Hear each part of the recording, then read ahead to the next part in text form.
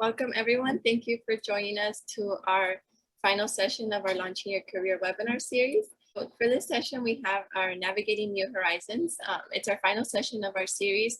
We thought we would conclude it with a panel of amazing professionals here locally that will be able to share some of the things that we've talked about in our previous sessions, but from an employer's perspective, from someone from HR. So I know our first session covered resumes and then interviews. So we thought we would wrap it all up with this session and have a panel for you all, for you to ask questions. So be prepared to take notes, and throughout the panel, make sure you write down questions and then we'll get to them at the end. My name is Eloisa. I'm part of the One Future Coachella Valley team, and I'm excited to be here and to have our panelists share their experience and their expertise with you all. And for today's agenda, we'll go ahead and get started with the panel. Then we'll dedicate some time for questions. So as I mentioned, take notes and you can go ahead and enter them on the chat, and then we'll get to those at the end. Then we'll conclude with some action items, and then we'll do our gift card giveaway. And I'm really excited to introduce today's panelists. They're amazing professionals, like I mentioned, that are here locally. And they're going to be talking about job searching strategies, resume and interview tips, as well as how the pandemic has sort of changed or influenced the way employers are looking for candidates and the job search process in general. So we'll go ahead and get started. First, we have Anais Amezcua. She's currently a student at Cal Poly Pomona, and she's also a recruitment specialist at Eisenhower Health. We also have Yvonne Villalobos, who's an assistant regional manager at Indio Workforce Development Center.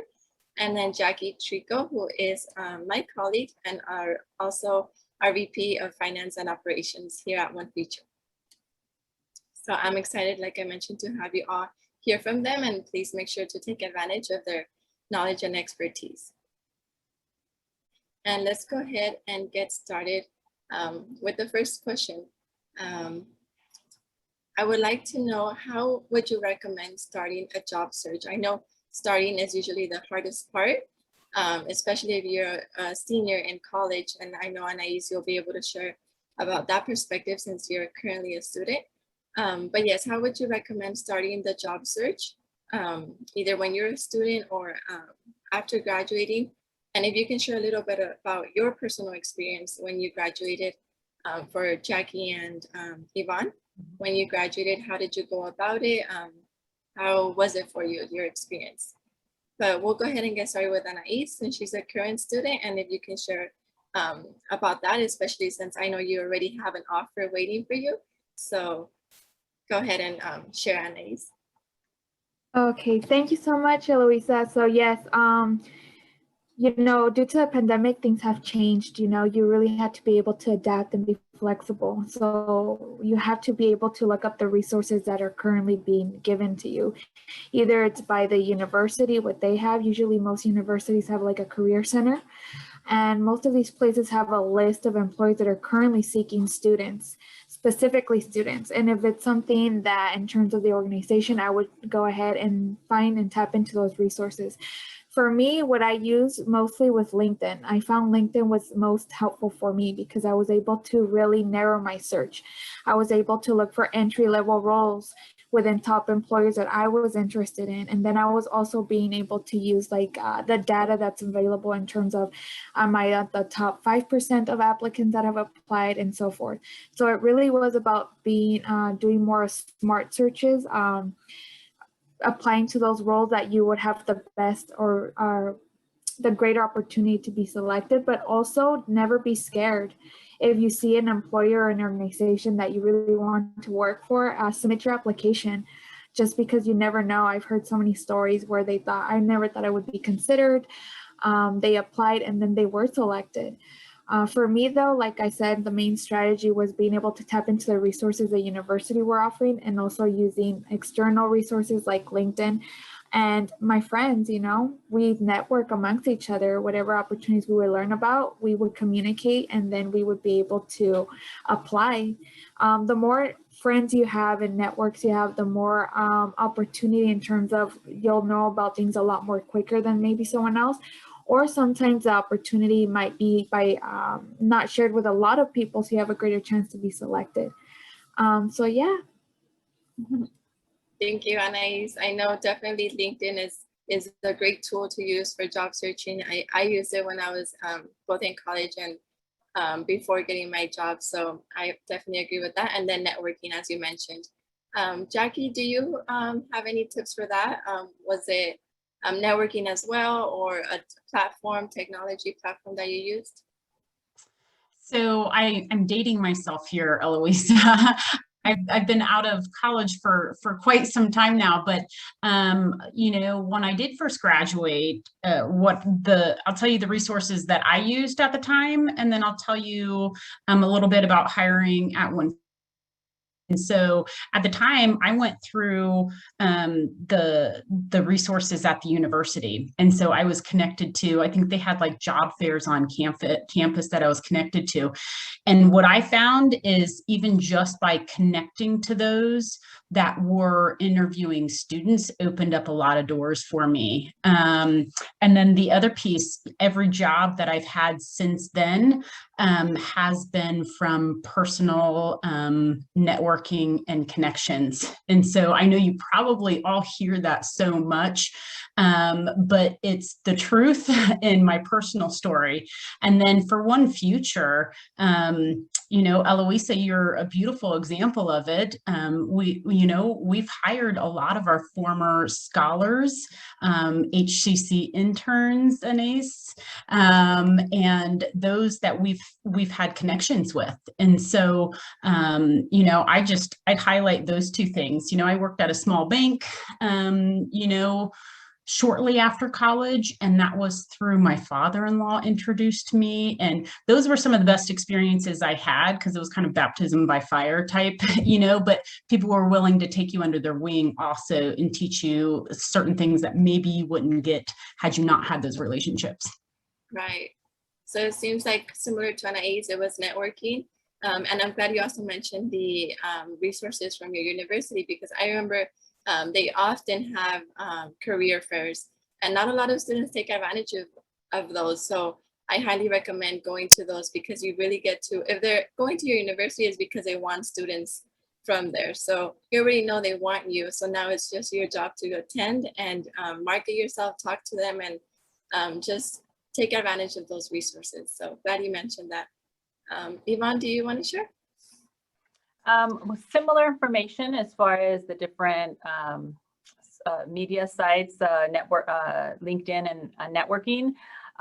First, you know, from where I work is the Workforce Development Center. That is a great resource for individuals who are looking for work. People, we've been here at Indio for many years, and people still are like, oh, what do you do there? That's what we do. We help individuals assign a career coaches, help, you know, review the resumes, anything to do with job search. That's what we do. If you're in other areas, they might be named a little differently, but there's American job centers, you know, all over the place. So you just go online and look up for your nearest workforce development center. They should have a website. Our website has a lot of information. I was talking about how we post a lot of information at the bottom of so our website is rivcoworkforce.com. And if you scroll down at the bottom, there posts jobs. And we are just uploading a new job board, virtual job board on rivcojobs.org. So we have a lot of resources, and we work directly. We use the CalJobs job search website. And so I know there's a lot of websites, but CalJobs is state approved, and it spiders in a lot of those other ones. All of our jobs that we get here at the workforce, we post in CalJobs. And employers can go directly in and post their jobs there. There's no charge for that.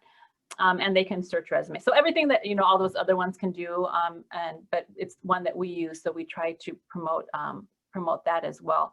And as I mentioned, I will get connected with everybody at One Future to make sure that you have our links so that you can get all the different job postings that we're sending out. Employers are definitely out there. They are calling us. They are saying that they need people. They're not finding people. And so, as I mentioned before the session started, this is the prime time if you're finishing up school or even looking for a part-time job, this is the time to look because there are a lot of opportunities.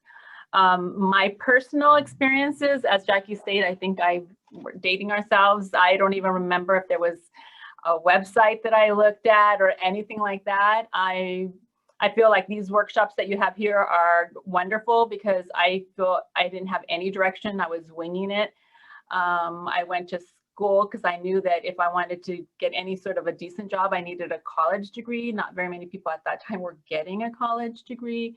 And I pretty much just applied for anything that required a BA. And that's how I ended up here at my first job outside of college. And one of the things I'll say later is do your research, because one of the first questions they asked me was, what do we do here?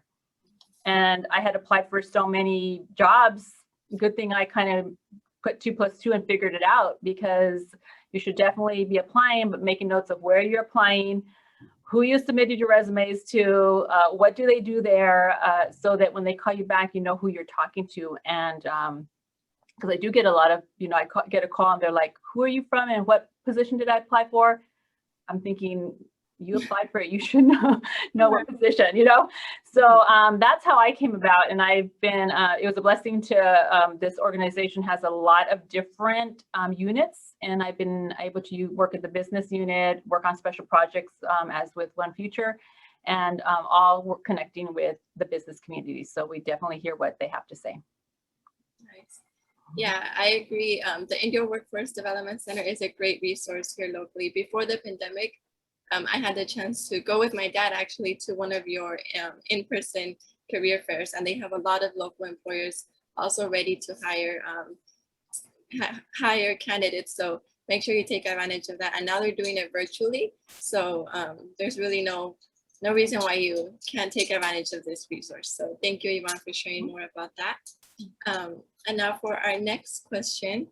And Anais, I'll have you answer this one since you are a recruitment specialist. And then if Yvonne wants to add anything from the employer's perspective, because she does work a lot with local employers, feel free.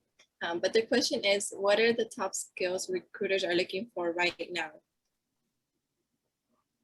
That is a great question. Definitely being able to be flexible, being able to have good communication skills and be tech savvy to some extent, just because now we're adapting to being able to operate with Zoom, Microsoft Teams, being able to understand even like the simplest things like Outlook and the different features.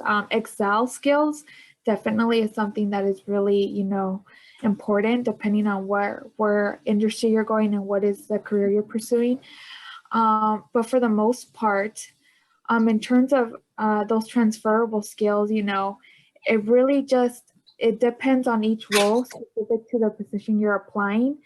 Some might be more technical skills, some might be more soft skills, ability to communicate, your ability to be interpersonal with others and do other things. So it really, it's difficult to pinpoint, but for the most part, being able to communicate, be flexible, and having some sort of good technical abilities that you can demonstrate, just because of the shift that we're going from, hybrid, work, and being able to work from home, and can you operate by yourself without any IT for the most part. But yeah,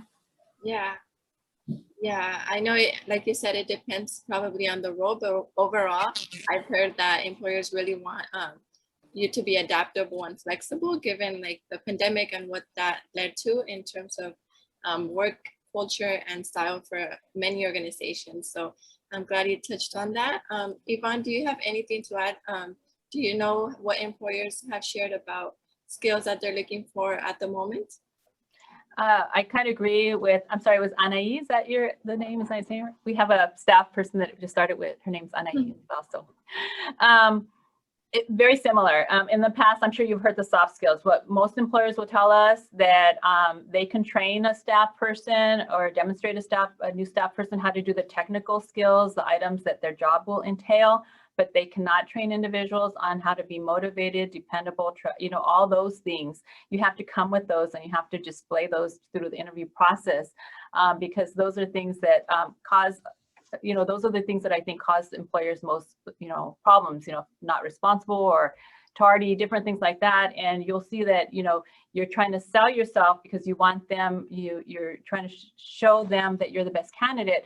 But you also want to show them that you are going to be the one that's going to be there, be a team player, and going to cause them not problems. A lot of, you'll probably read that a lot of employers, if they have a staff that has a lot of issues, they have to spend a lot of time on that, and that's where they lose productivity. So they don't want to, that's what they're kind of weeding out. They're kind of weeding out, is this person gonna, you know, be able to do their job, and I'm not gonna have to take a lot of time of my time to be working with them. And so all those soft skills that we've heard before, that is definitely things that they're looking for. And now the technical, I think in the past it wasn't as bad. You were in the office, there was always somebody that maybe could help you, but now you have to kind of come with those technical skills as well.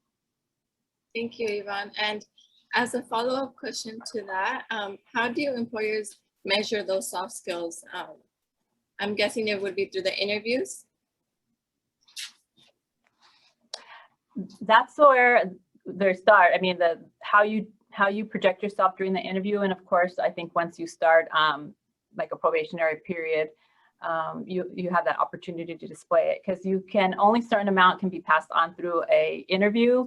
Mm-hmm. You know, the resume kind of, you know, we always say the interview, the resume try to get you the interview, then interview, you're trying to sell yourself to get the job itself. And so how you answer those questions, how you your what do you call it, nonverbal skills, your motivation, how excited you are, all that is taken into account. And if they feel that you're a good candidate and you start, then of course what you do in those first couple months will really demonstrate if you'll continue on. Right. Thank you. Thank you both for sharing a little bit on that. And now for the next question, I know we talked about what recruiters are looking for, but we also want to know what are some like red flags, what are things you definitely shouldn't have on a resume, or even an interview, like what are some red flags that candidates sometimes show and that are definitely not good. And you can go ahead and start, Anais, and then we'll have Jackie if you have anything to add. Yes, so in terms of the resume, grammar, punctuation, very important. Before you submit it, have someone proofread it and then have another person proofread it. The more eyes, the better in terms of just making sure there's no mistakes. You are competing with, depending on which organization you're applying to, with over 100 plus, 80 plus, candidates for the most part. Also, depending on the application tracking system, you really want to be able to have your best chances when they're looking for keywords. And you definitely don't want to have a misspelled keyword, because then that's just going to just kind of pass over your resume as opposed to someone else's. So it might be simple, but it's something that is at least seen frequently. So I would definitely have that proofread.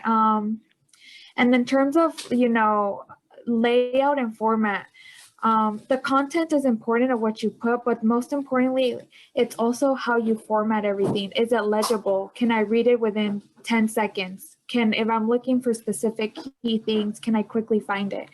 Resume should be tailored to, you have your general one that should have everything, but you also have tailored ones for those specific jobs you really want. They should be more tailored to that specific role and those skills that employers are looking for. Because as a recruiter, I'm quickly scanning within 6-8 seconds through the resume, trying to find keywords, trying to see if there's anything that it would be a transferable skill that would be relative to the role that is actually trying to be filled.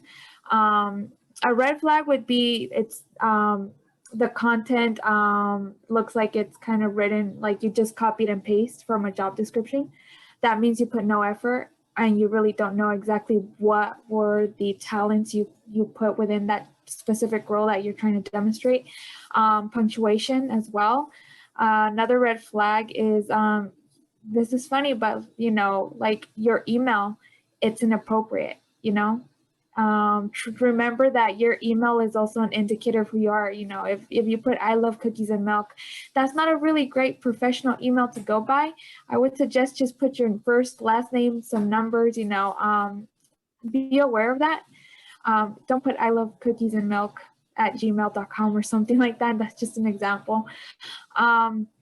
Keep in mind that your resume is the first thing that employers do see along with your application. Give yourself the best opportunity to be selected. And then in terms of the other question, Eloisa, what was the second question? It was red flags like in a resume or interview. In the interview, this might sound silly, but don't be late. Arrive on time.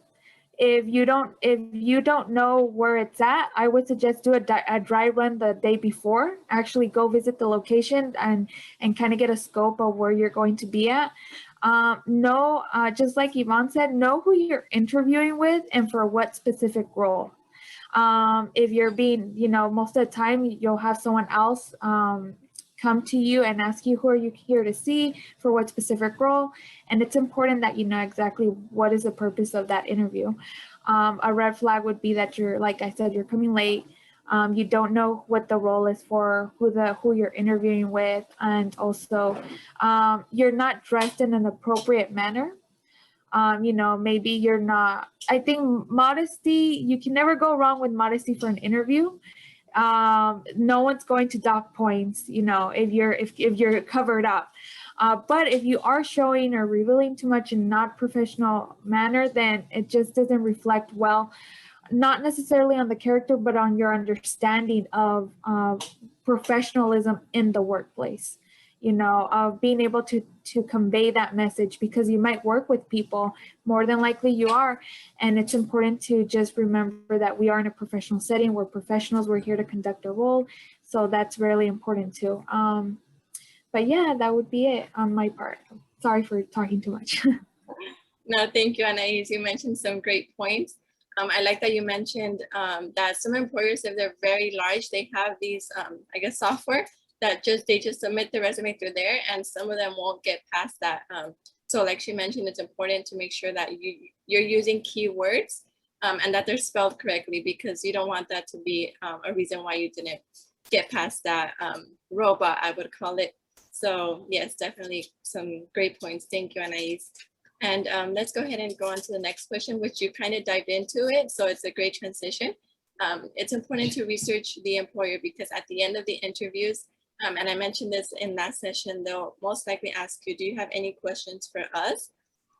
And it's really important to have those questions prepared and ask the employer some questions. So Jackie, if you can answer this question, what are some good questions to ask after an interview?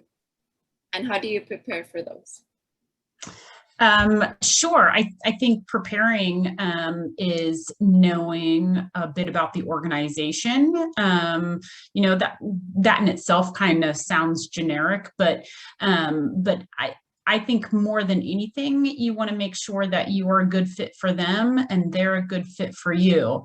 And so, one way would possibly be like, tell me what a day would look like in this position, and have them, express that back to you. That's the first one that comes to mind. I will say just a little bit back on your last question, because I made some notes on that one. For me, in the jobs that I've had in my current job, attention to detail is very important. And so Anais really hit on that. So again, if you've got misspelled words, or if it's not really tailored to it, I'm going to notice that right away. And then the other thing is if you put it in your resume, be prepared to speak about it. So if you tell me that you think outside of the box, I'm going to ask you for an example. And so I'll want a detailed example on that. Yeah. So I know that was a little off the topic of your conversation, but I thought those were two important parts. And I give you one question that I would ask the employer. No, thank you, Jackie. That's great, because I know it's really important to be prepared and on the point, and I'm totally blanking out. But yes, you want to ask questions because you want to figure out if you're a match or not. Just as they're looking for candidates, you should also be trying to see if the employer is a good match for you. So thanks for sharing that, Jackie. Yvonne, do you have anything to add in terms of questions for employers? Yes, it's really funny that, Jackie, that you say that. So I've been doing quite a bit of interviewing recently, and that's definitely a question that people ask me. And I do recommend that you have something to say at the end. You kind of tie it all back in. I always say in the beginning, we're going to ask you questions. At the end, you have the opportunity to ask me questions that you feel that I didn't, that something that you want to project that didn't get answered in the questions. But if so, in that question, when you ask like, what is the role of the day, what your skills are that you're required for the day, that's great. So what I would recommend is then you then respond back and say, well, that's great because I know that I have those skills and this is how I have these skills. So then you have to respond back. So it's like you ask that because you want to know exactly what it is, and then you respond how you will fit that. Because I've gotten that where they ask the question, they respond back, and then sometimes they ask the question and then that's it. It's like, okay, so where does that go from there? So that, as well as like, what skills do you feel the perfect candidate would need for this role? And then they will list like the skills, and then you would say, well, that's great. I have demonstrated my attention to detail while doing these projects. So you bring it back. And so at the end of your interview, because sometimes some of the questions may not be anything, you may not really project what you really wanted to say in your interview. So at that end, you really, ask a question or have a little statement ready, because that's one of the ways you can show that you are interested in the position, that you really want it, is by being prepared and having, wanting to share your skills with them, and making sure that you're covering all your bases. So definitely the research, as they mentioned earlier, the customizing the resume. So you could have the same jobs on there, but if it's one thing, customer service or something's highlighted, make sure that those words are highlighted. Maybe it doesn't have to be as lengthy of a description in each section.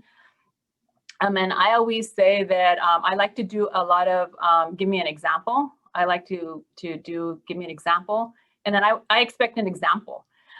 Because sometimes people will just give, oh, in our office we do this, and it's kind of general. And I think, well, you didn't really answer my question. My question said, give me an example so that I know, because sometimes we have individuals that are great in speaking and interviews. So you have individuals that are not good at interviews, but they may be really great candidates. So you don't want to lose those candidates out. So just make sure that that you express that, and that when they ask you a specific question, that you're able to give them a specific answer. Yeah, thank you for that. And I know, Jackie, you mentioned that too, having examples and being very specific is really important. And one thing you can do before the interview is prepare those examples, have them ready, reflect on the time that you demonstrated leadership, teamwork, and have examples of that, so that when they do ask you, you're prepared. And you already have that in mind, what you're going to be talking about. So thank you for mentioning that.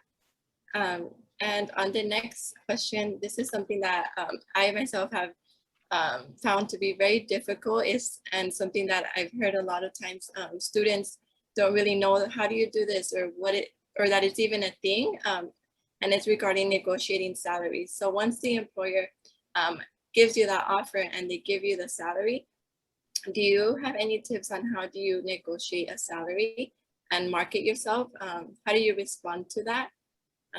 And we can have Yvonne go first. Well, I don't get really involved in that portion because we're with the county, but exactly what you said, you don't talk about money until they offer you the job. So really, you should not be talking about that at the interview. So when in one of my recent ones, the individual started talking about how, the work schedule is, different questions about like the work schedule and funding, and it's like, okay, already to me it was like, oh, okay, they're already talking about all these. Is this person going to be as flexible as I need them to be? And so I would not talk about the money portion at that time, because they haven't selected you. If they select you and they give you a call back and they say, we're offering you the position, then you could say, I see that it's posted at this amount, but if you did your homework, you could know what the max amount is, and then you could negotiate a little bit if you have experience.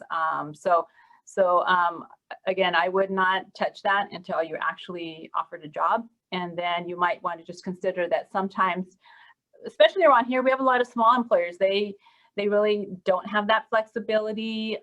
Larger employers may be able to do that. So you have to be considerate of that as well. And then even though you have education, sometimes they want that work experience. And, sometimes we have to, gain that work experience and improve ourselves with that employer. Then he could bump you up later. But you haven't really proven yourself as that employee that he's looking for yet. So I would, if you have a lot of experience, that might be, but if you're new, you're just getting out there, I would maybe start and try to gain that work experience, and then you could do some negotiating later. Yeah, definitely. I've heard it's not good to do it before you get that offer. So I'm glad you mentioned that. Anais, do you have anything to add I know you have more experience in recruitment. How should students go about that? I agree with what Yvonne said. You definitely do not mention any money when you're in the initial stages of, trying to get the role or the job. Most definitely, if you're even asked during an interview, it has to be a very very diplomatic answer, like I am open I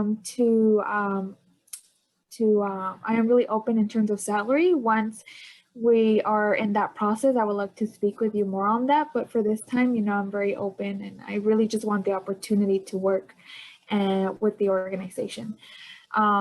You don't give definite numbers. And then in terms of, also, I agree with Yvonne, when you are new, like a new grad, it really is difficult to negotiate because you are just new. You haven't really, quote, proven yourself yet.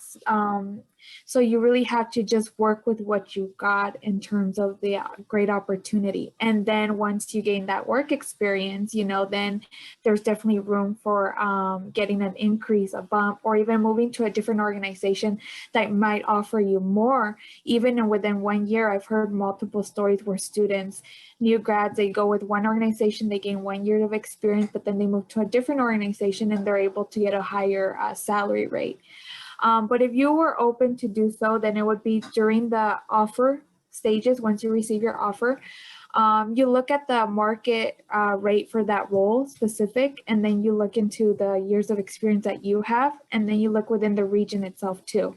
There's just some areas, depending where you live, that they're not going to be as competitive as if in the city. So if you go in the city and you work for a large employer, then more than likely you're going to get a higher rate offered than, let's say, here in the Coachella Valley. So you have to take consideration all of those factors, and then you look at what you want in terms of what would be a fair wage, I would say always give, you can go a little bit up or a little more than what would be, quote, the market rate, but it's also a little insulting if you give such a number that is totally way beyond what the employer can provide. So you just have to be very careful, but be bold, but consider it and really look at the factors, your level of experience, and I think that's a good way to start off. Yeah, there's a lot of things to consider, as she mentioned, and doing your research is really important. Jackie, if there's anything you have to add, if not, we can move on to the next question.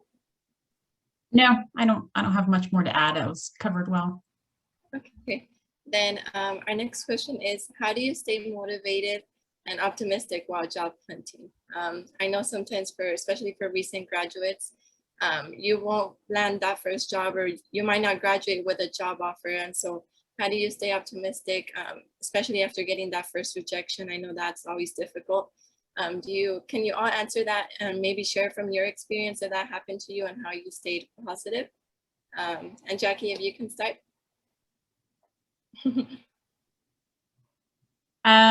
Gosh, I'll probably think of a much better comment maybe towards the end of this, but it's so much easier to say, gosh, everybody experiences those no's, but it's just important, I think, to know everybody goes through it. And so you just keep moving forward. I mean, I'll say an example right now, even in work, if you're in a sales job of any sort, and many times, even if you're not, quote unquote, in a sales job, you're always trying to kind of move something forward, right? And so just because it's a no doesn't mean it's it's a no forever. It could be just a no right now. And my mom used to always say, like, don't get so, upset about those things, because, trust the universe. When a door shuts, there's always another door that's going to open up. So the most important thing, I think, is to know that those things happen, and to just keep moving forward with it, and know that more doors are going to open up. Just moving with it. Definitely. I've heard one of the things that helped me is, I think someone one time told me that rejection leads to redirection. And so that really helped me. Not sure, Yvonne, do you have anything to add? I think I would just add that kind of a little bit what we talked about earlier is that flexibility, especially if you're just coming out. I mean, if you know exactly what you're supposed to be applying for and there's limited opportunities, maybe you have to look at your skills and transfer them to something else.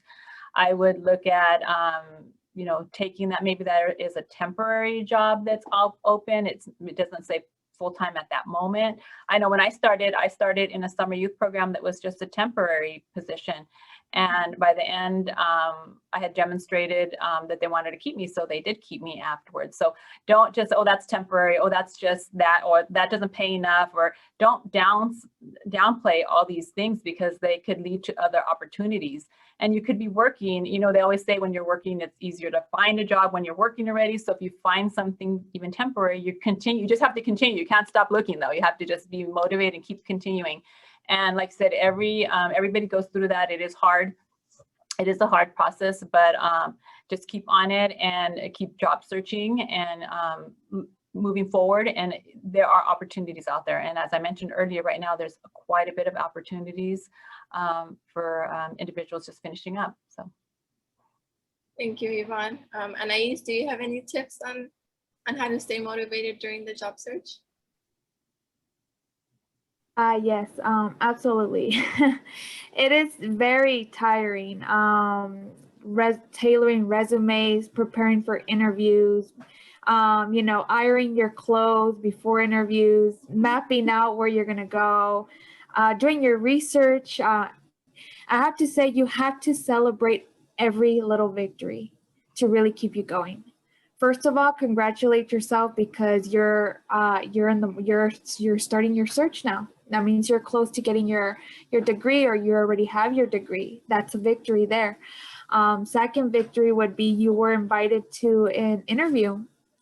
You should celebrate that and learn from it. If it didn't go your way, it's okay. Think of it, okay, what do I take away from it? What can I improve? Do a little self-examination, and then afterwards go get an ice cream. Relax. It's okay. There's another door. This funny story with myself, I was really headstrong with working with a certain organization. And I'm thinking, no, I'm going to get it, because I'm just going to keep pushing the door. I'm going to keep pushing the door. I'm going to keep knocking, and they're just going to have to get me because I'm being annoying at this point. It didn't work out. And then I had an amazing opportunity with the organization that, I'm currently working with right now. I am a contractor with Eisenhower, and I'm like, oh, I'm definitely taking it. I've been wanting to work with Eisenhower.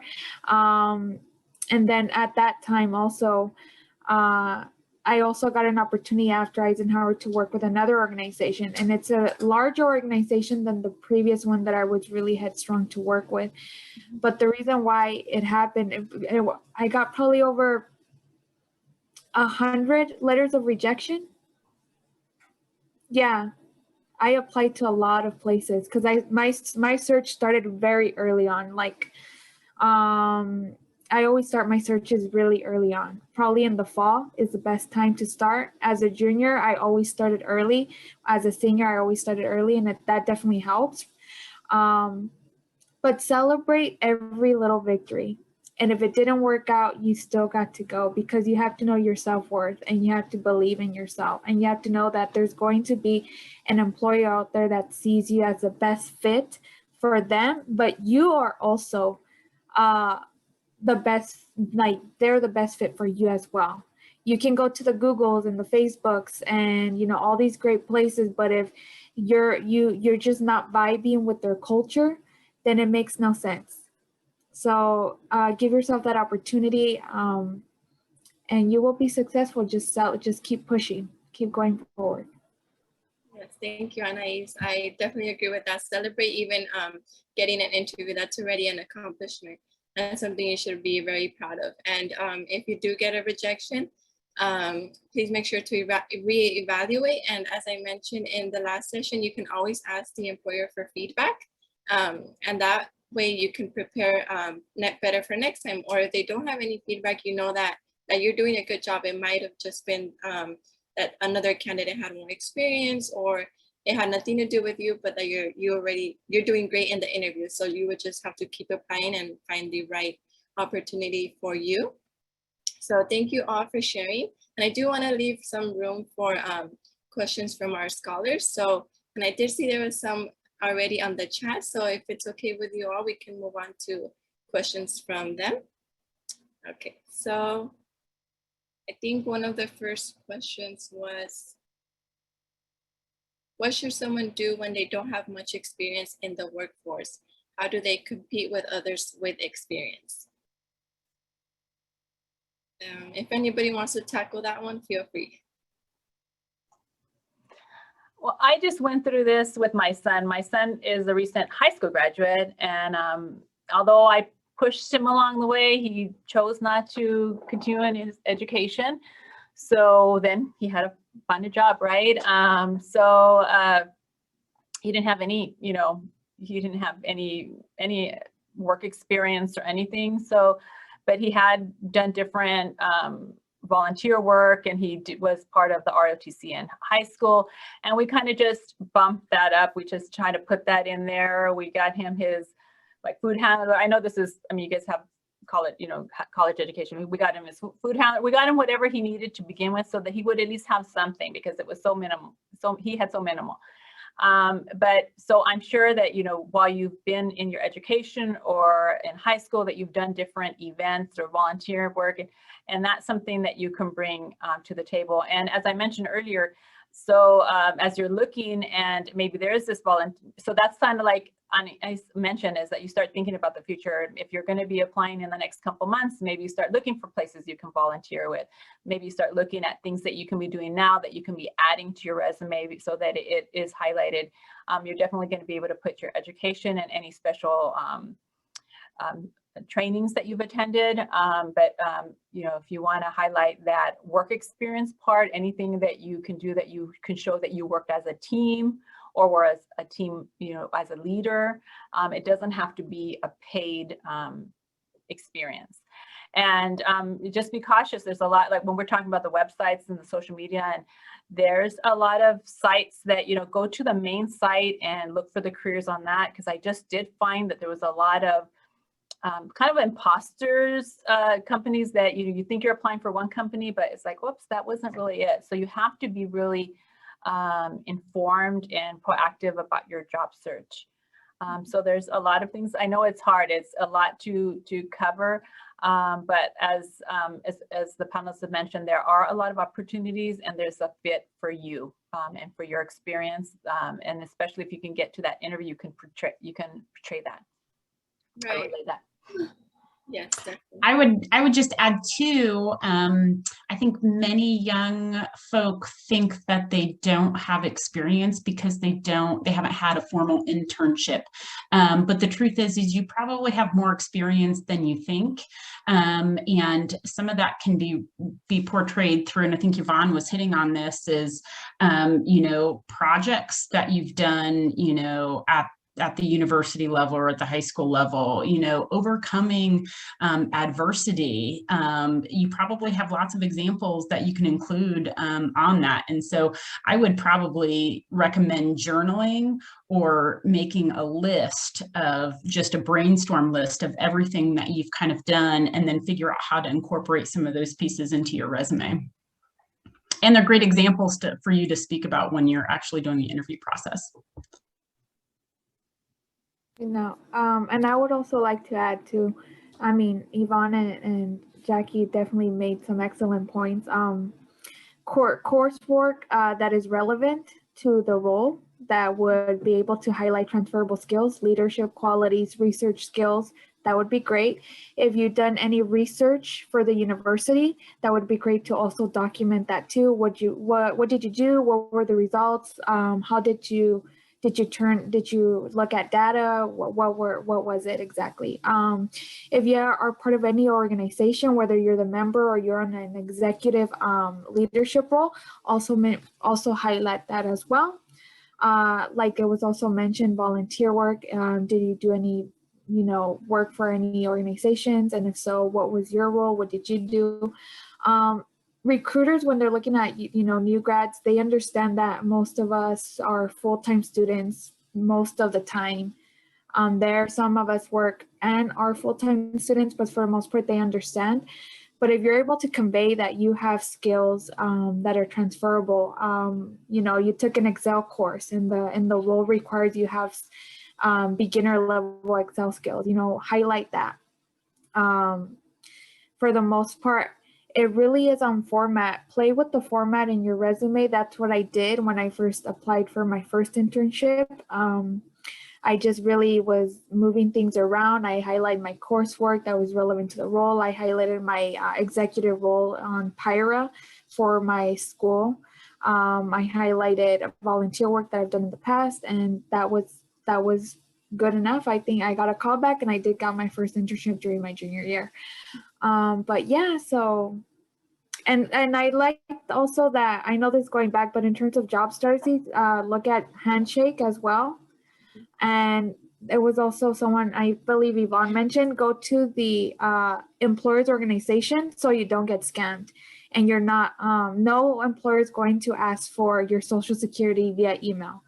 That's not going to happen. So make sure you're not releasing confidential information just via email. Always confirm that is validated representative of the organization. So going directly to their website is a great way to avoid all of that. Thank you. Thank you all for answering that question. I agree. As recent graduates, employers aren't looking for a ton of experience. They know you just finished school. So your volunteer experience, your participation in clubs, even classes or class projects, those are all great things to add. And that transfers to work experience at the end of the day. So really make sure you're highlighting all of that. And let me see, I think there was another question. And I know, Jackie, you answered it, but if Yvonne or Anais have anything to add, the question was, what would you say are some qualities that are commonly looked for in cover letters? I know cover letters can be kind of confusing, the difference between cover letters and resumes. So if Anais and Yvonne can touch on specific things that a cover letter, that recruiters, employers look for. I don't see as many cover letters through the county. They go there and then I get the resume. So I would really focus on the resume, but cover letter, of course, should meet all of those items that Ani had mentioned in the beginning, like no misspellings. It should just be a summary of what you're looking for and your skills in the second, but very kind of generalized, and then highlight all your skills in your resume. You definitely don't want it to end up, how do you say, taking you out of the look because of your cover letter. So just make it very, there's a lot of samples that you can use. Some of the sites do require cover letter. Like I said, when I was helping my son, even for those I can't remember if it was Winco, Home Depot, one of those, they required cover letters. So I had to work with him and develop one. So you should definitely have them ready. Like the different versions of your resume, the different versions of your cover letter ready to go, so that if once you're online uploading, you don't have to then go back and do one, because sometimes you get timed out from the websites. So have everything ready to go before you actually go online.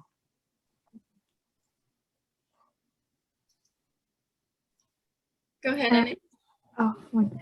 I think what I really see a lot in terms of the cover letters is candidates make it more about them than they do about the employer. And what I mean to say is, yes, we know you're passionate that's about the organization and you love everything of the products and services that the organization provides. It's the reason why we assume you're applying. But how are your skills going to benefit the employer? How does your experience benefit them? Make it about them. Why you out of everyone else? I have I've done this for the organization. I've noticed that you last year you did this, and I believe my skills will help you in this project or something like that. Less is more, short and powerful, impactful, to the point. You don't need to write something that's 1.5 pages.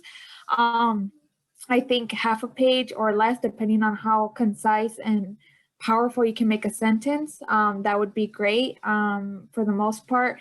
Like I said, detailed, and that it's actually relevant to the organization you're applying to. I know sometimes we like to recycle cover letters, but then you don't realize it and you just sent the wrong cover letter to the wrong employer. And that's definitely not going to look good. So I would definitely make sure, pay attention. Detail is important, but also what are you going to do for them? Why? And if you want to include one sentence about why you love them, then that's great, but really why? And then like Yvonne said, the skills that you listed in your resume, restate them so that there's like, it resonates, so that when they think of you, like, oh, I remember they said this, and it makes sense. But yeah, that would be it. Thank you, Anais. Definitely make sure you're sending the correct letter. I know one thing that helps is when you name the document, if you have specific ones, use the name of the document to kind of organize them, especially if you have one specific for an employer out of the employer's organization. That way you make sure you're not sending the wrong one. So thank you for pointing that out. If there's any further questions from our scholars. I know we have a comment from Christina. Yes, it's good to reference how your talents complement the organization's mission and how you will contribute to furthering that mission. Yes, and a cover letter, it's a letter, so you have room for that to really touch on that. So great comment, Christina, thank you. And if you have any further questions, feel free to add them on the chat. And in the meantime, I'll go ahead and share our final slides of the presentation, since we do have about 6 minutes left. And then make sure you stay, because we still have to do our gift card giveaway as well. So Luisa, can I just note, as for kind of what we talked about before, is they're asking about my experience with businesses, and right now we are working with many different businesses and conducting quite a bit of virtual recruitment events. And like I said, I'll get that information out to you. And so I just want as job seekers, that there are a lot of opportunities right now. So this would be a perfect time for you to start, getting your resume ready, your cover letters ready, because for a variety of reasons, some individuals are not ready to re-enter the workforce right now. So the numbers of candidates are much lower, even though the unemployment rate is very high, or slowly going down, but it has been high. We have not had the job seekers out and about applying. We just had a regional virtual job fair yesterday, which we had 200 employers with individuals, businesses from our area, and we had 200 job seekers. A lot of the virtual events that we're having, we had another one in March, and we had like 50 job seekers. So there are things out there, but and this is the time, because once, a couple months when everything calms down with the pandemic and the school system, we know there's a lot of reasons why people are not ready to return to the workforce. At that time, you're going to be applying against a lot, hundreds of people, whereas right now it's you have a little bit more opportunity at this point. So I would really encourage you to, if you're going to be looking for work, start getting yourself ready and start getting yourself out there, because sometimes the interview process can be lengthy. I interviewed for one of my positions, I think in end of January, February, and it's still in the process. So you definitely should apply now, because it could be a lengthy application process.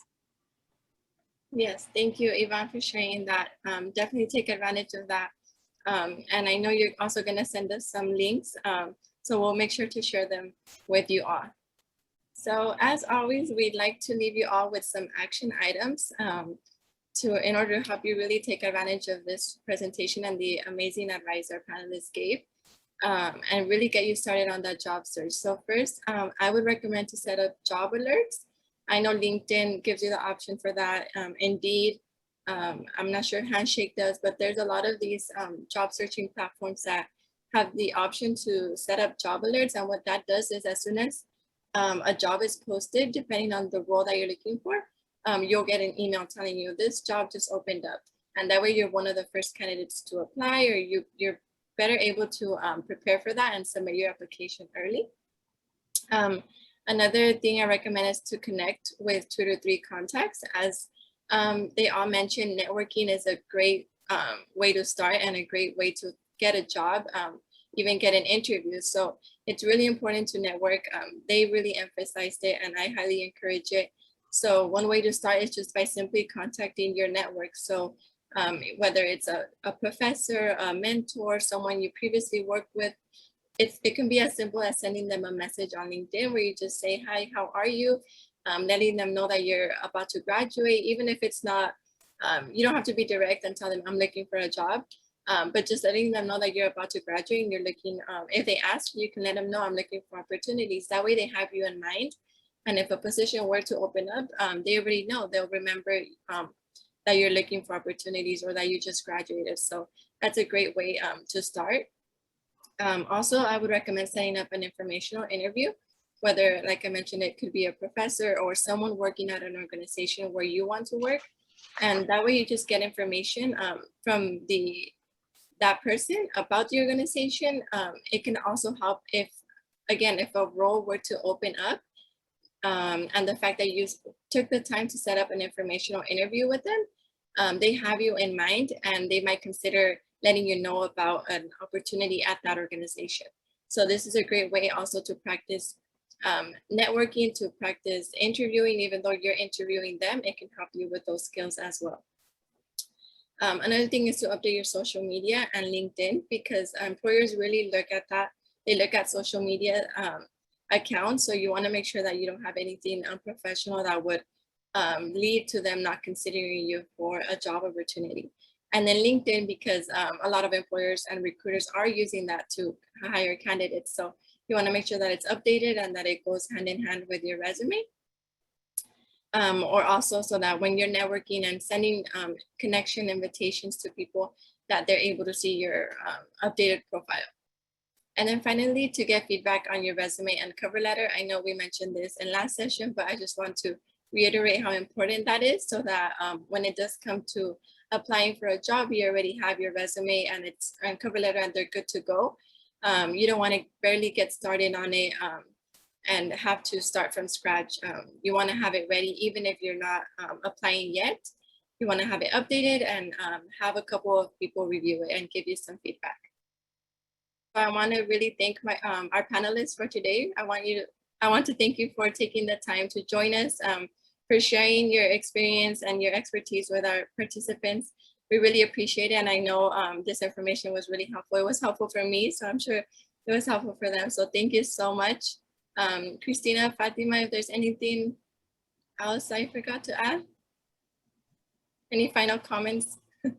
No, just thank you so much for making the time to talk to our students, and for the students, thank you for taking the time to join us and prepare for this next adventure. So, and thank you, Fatima and Eloisa, you guys did an amazing job. So I think we're a little bit more, we feel better, I think, right? And especially because I feel like there was a lot of insider tips. So yes, so now it's just, getting to action and doing things. So great job.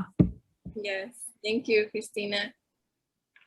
And once again, thank you, Anais, Jackie, Yvonne, for joining us today. And thank you to our scholars as well for joining us. And I hope this information was helpful to you. Thank you all, and I hope you have a great rest of your day.